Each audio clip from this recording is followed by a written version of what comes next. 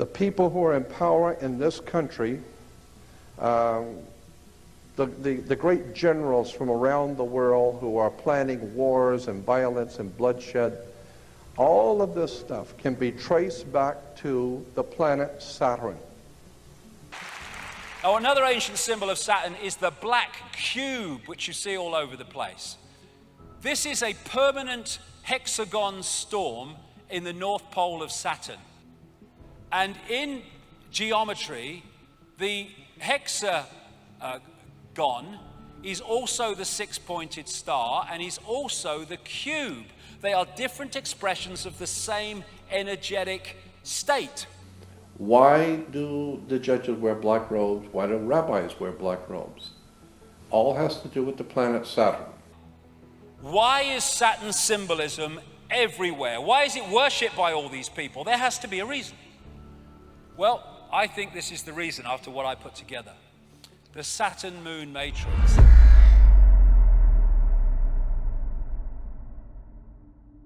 When we think about the planets of the solar system, there is one that stands out almost instinctively.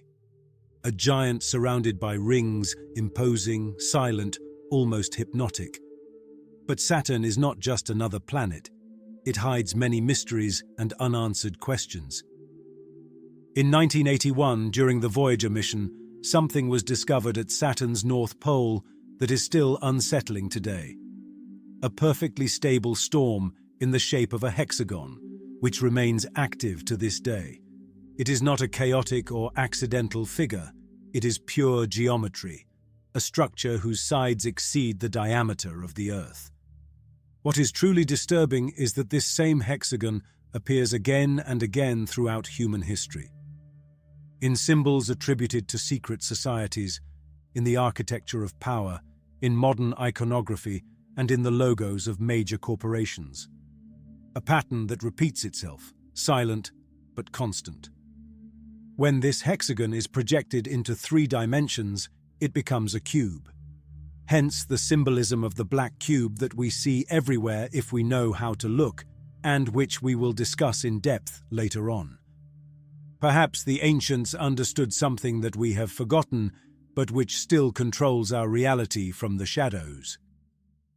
We are going to talk about Saturn, but not only as a celestial body, but as a principle. An ancient archetype associated with time, matter, law, limits, and death.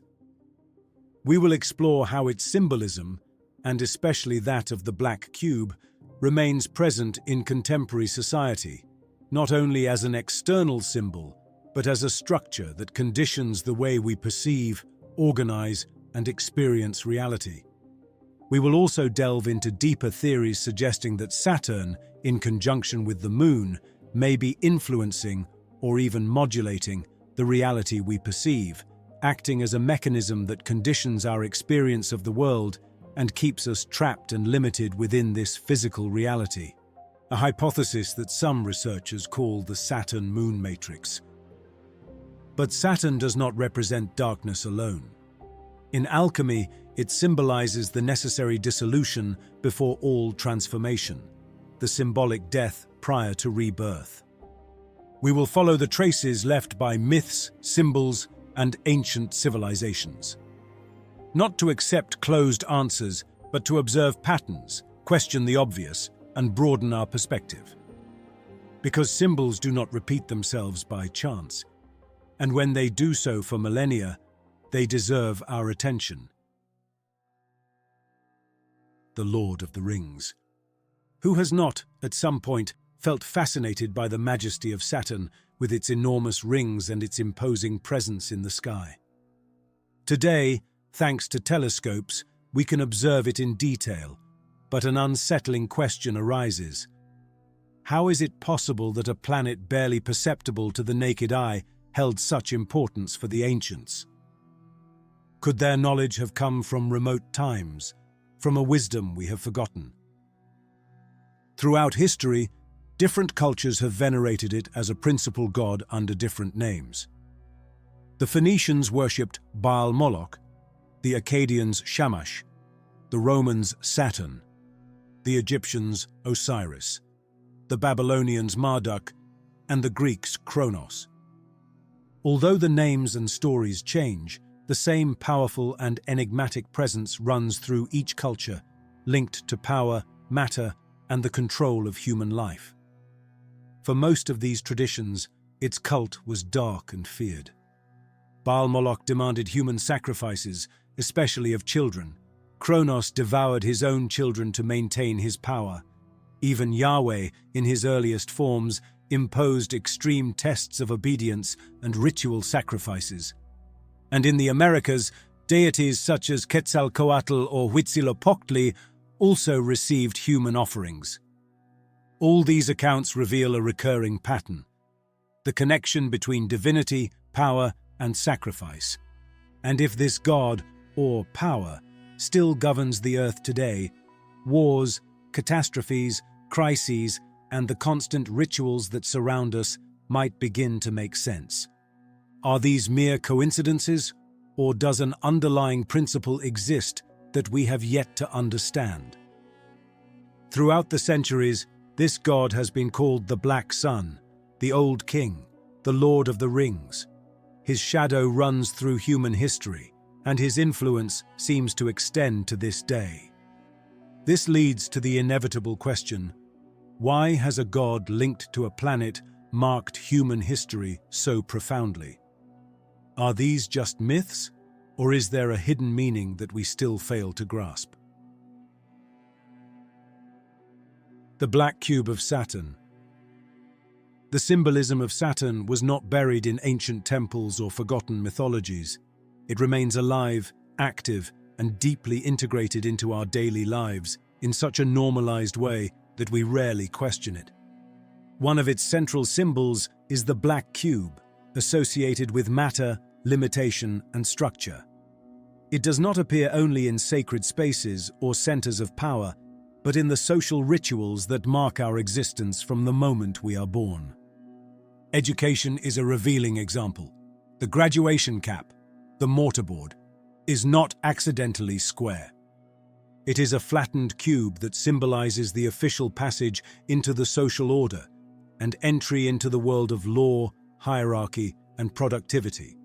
From a symbolic reading, knowledge is sealed under the form of the cube. The same pattern is repeated in judicial systems. Judges and magistrates wear black robes, a color traditionally associated with Saturn, evoking authority, solemnity, and the weight of time that judges and limits. It is not merely clothing. It is a symbolic language that communicates power over the destiny of others. In Judaism, the tefillin are small black boxes containing texts from the Torah, which are bound to the arm and the head during prayer. They symbolize the alignment of the mind, will, and action with divine law.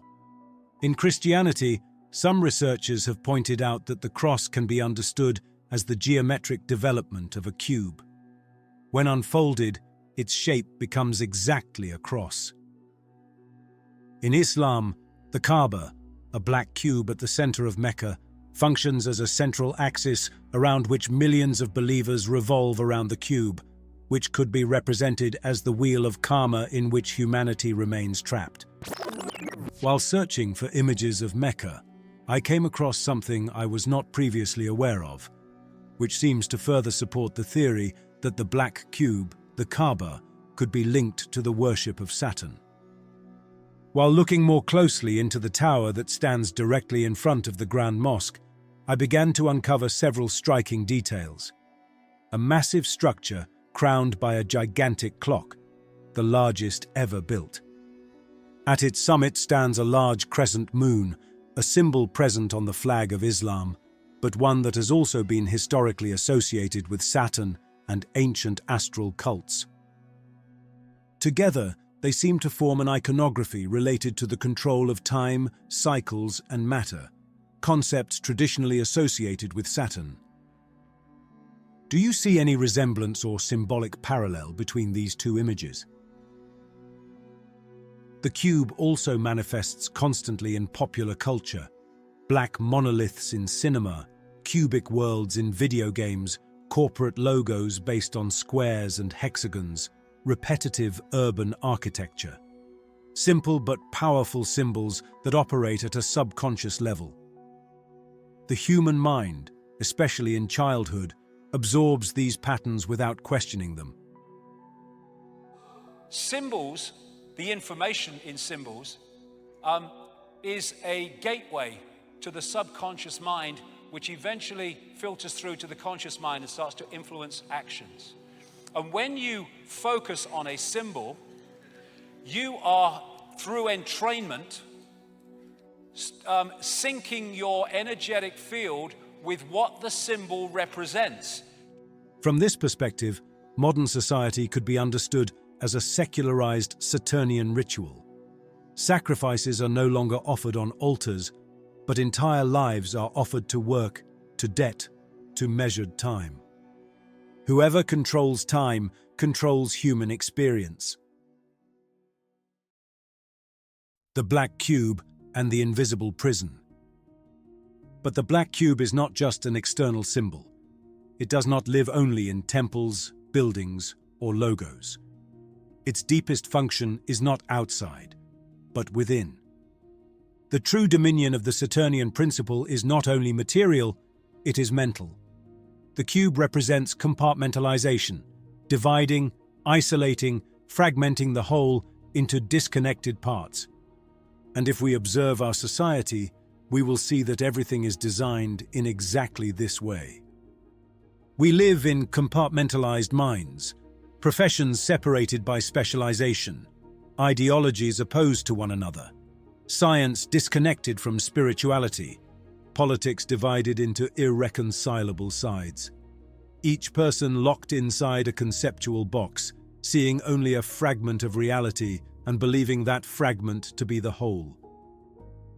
We work in cubicles, we live in boxes, we move through cubic rooms, rectangular screens, and cities designed with right angles. But the real box is not architectural, it is mental. It is a way of thinking that prevents us from seeing the whole. Social polarization is not accidental.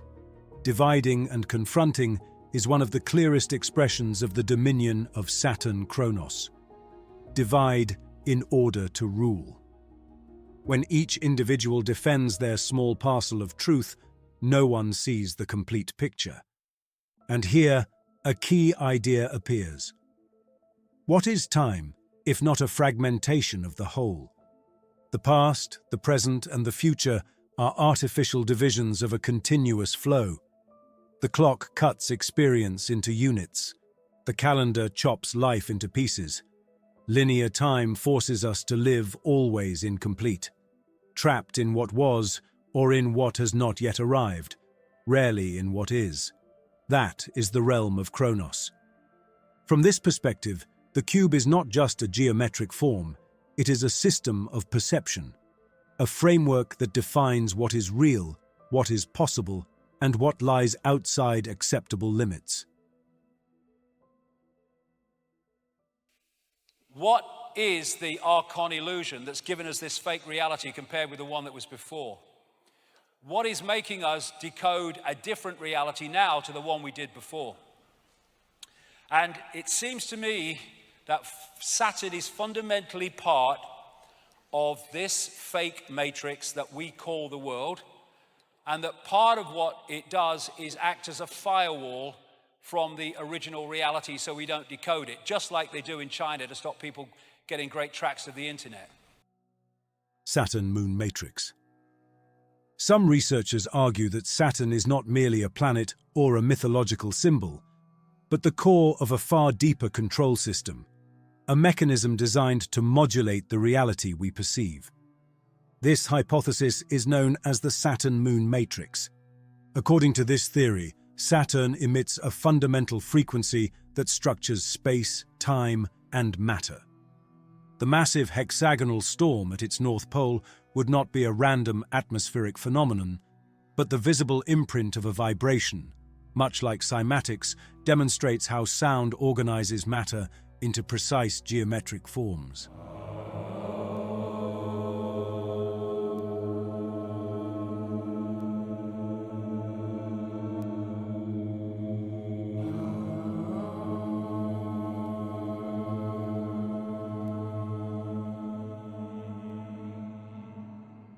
The hexagon would be the signature of that frequency. Saturn's rings would be part of the same vibrational system, a modulator that cuts, distorts, or limits the original signal coming from the source. Its function would not be to create, but to reduce the frequency of consciousness, confining it to a dense, linear, material perception of reality. Now, coming from Saturn is a particular frequency, and it's the frequency that's making that storm at the North Pole. And this is Saturn, which is recorded by NASA.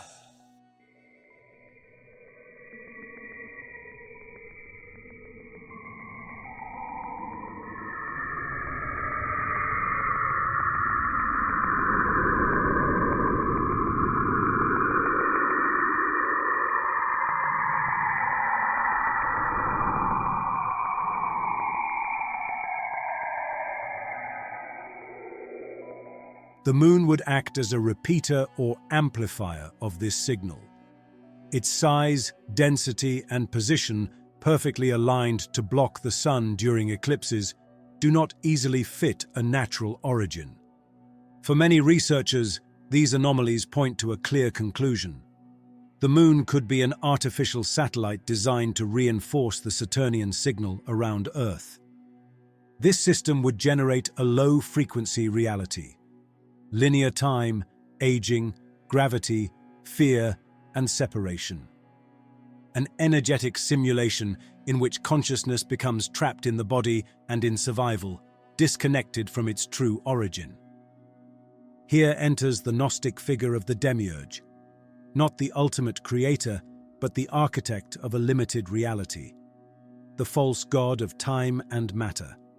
The Saturnian principle ensuring that the illusion remains stable. The ultimate objective is not the body nor even society. It is the mind, and ultimately consciousness. But this is where we should pause, because falling into the trap of labeling this archetype as evil would be repeating exactly the same game of division it exposes. Saturn is not only oppression, it is one of the two faces of duality. Without limits, there is no form. Without structure, there is no manifestation. Through matter, consciousness may cultivate qualities and experiences that would not be possible without form, limitation, and contrast. That is why the true work does not consist in rejecting the material world, nor in demonizing this principle, but in learning to discern. To recognize which parts of the system are imposed on us, and which we choose consciously. To distinguish between automatic obedience and free will. Between programming and decision. Leaving the cube does not mean destroying it, but gaining distance, seeing it from the outside, recovering a broader, non-fragmented vision, integrating matter without being enslaved by it. And that is where Saturn reveals its other face, not as a jailer, but as a teacher. Because every limit, once understood, can become a threshold, and every unconscious prison can be transformed into a door. And it is here that the ancient traditions begin to make sense again. Because, curiously, the same cultures that spoke of Saturn as Lord of Time and Karma also spoke of transmutation, of liberation, of crossing a threshold, of using the energy of Saturn not as a chain, but as a door. But to understand that, we must first delve into its final great secret, Saturn as a symbol of death and of transformation. From the Black Sun to inner awakening. In many esoteric traditions, Saturn is not only the planet of time, structure, and matter, it is also connected to what alchemists called the Black Sun, Niger Solis. This term may sound paradoxical because the sun is the universal symbol of light, life, and clarity. But according to the Kabbalion, one of the central teachings of Hermeticism is that everything has its pair of opposites: light and darkness, above and below, spirit and matter, heat and cold, the macrocosm and the microcosm. If the sun we know symbolizes conscious light, spiritual awakening, and truth, then its opposite, the black sun, represents dense matter, the cosmic night, the limits of the physical world. In alchemical terms, this dark sun is the nigredo, the first stage of the great work. It is the phase in which matter blackens, dissolves, and decomposes before it can be transmuted. It is the necessary process for what is hidden to emerge. Lead must blacken before it can turn into gold. Darkness must be faced before the light can shine. Saturn embodies that threshold, the ground of the nigredo, the crucible where consciousness confronts its shadows. Here, the material is not the enemy of the spiritual, but the reverse side of the same coin. The alchemist knows that in order to transform, one must first enter the darkness, hit bottom, and disintegrate the old to allow the new to be born. Saturn, the black sun, symbolizes this profound process of symbolic death and inner rebirth. This idea resonates with the human energy systems. In the chakra tradition, a very close correspondence is recognized between the 7 classical planets and the 7 energetic centers of the subtle body. Saturn is traditionally associated with the root chakra, Muladhara, the center that anchors us to the physical world, to survival, to the body, to density. It is the place where the most basic energy resides, the energy that sustains the material, but also the energy that keeps us limited and trapped in identifications, desires, fears, and patterns of repetition. From the root, vital energy, what some traditions call kundalini, can ascend through the spine until it reaches its opposite, the crown chakra, Sahasrara. The crown chakra represents light, expanded consciousness, union with the divine, the transcendence of matter. Here duality is resolved, not denied. What is below is a reflection of what is above. The energy that was blackened, the black sun, can be transformed into pure light. In this way, Saturn ceases to be only a symbol of oppression and becomes an inner teacher, the principle that drives us to face our shadows in order to evolve. Its dark side is not a prison without exit, but a threshold to be crossed. Matter and spirit are not enemies, but poles of the same process. This has a major implication. If the 3-dimensional reality we experience, what many call the matrix, is structured by symbols, forms, and frequencies that keep us identified with the material, then spiritual work consists in recognizing those patterns, integrating their shadow, and transcending them from within. Thus, the black sun ceases to be only cosmic darkness and becomes the mirror in which we find our own light. The root chakra, associated with Saturn, is not only the place of density, but also the starting point for the elevation of consciousness. The energy that seemed trapped can ascend, be purified, and open itself to more subtle levels of perception. And this leads us to a profound question. What if the external worship of Saturn, its symbolism in the cube, matter, and the 3-dimensional illusion, is simply a symbolic reflection of an inner process that every human being is destined to live? What if the true work is not to escape the world, but to transmute its energy from within toward the light? I hope this video has been useful and enriching for you. I have tried to present some of the main theories surrounding Saturn and its symbolism today.